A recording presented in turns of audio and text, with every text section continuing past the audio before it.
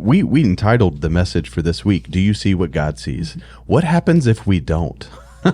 Like, what do we do if we find, like Ananias? Now, Ananias ended up obeying, but like, what if we find ourselves in that position where we realize we don't see what God sees? I think the easy answer for me to say is obey. Just do whatever God's saying. But that's scary because you're walking blind then. Right. So, but sometimes it takes walking blind, because if you walk into where you really want to go, right? Like, I know my route, I know where I'm going. You don't take the precautions that you go through. Right.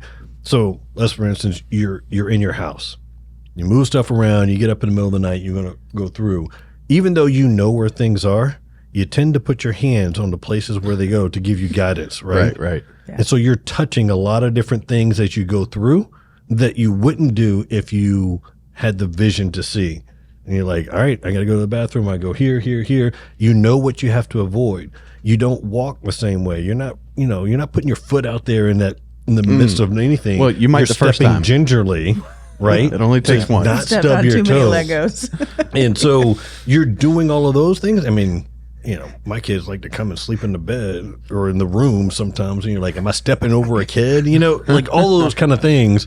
But when you're blinded, when you go through there, if you walk in that way, you'll touch a lot more things than you do when you actually can see, I believe. Right? Because then you can see, in the rear view, this is all the goodness things that had happened. Yep. And now, like, all right, well, God, you say run, I'm going to run. And you continue to do that, but you run in a way that you say, all right, I can't do this on my own. I have to go where you go.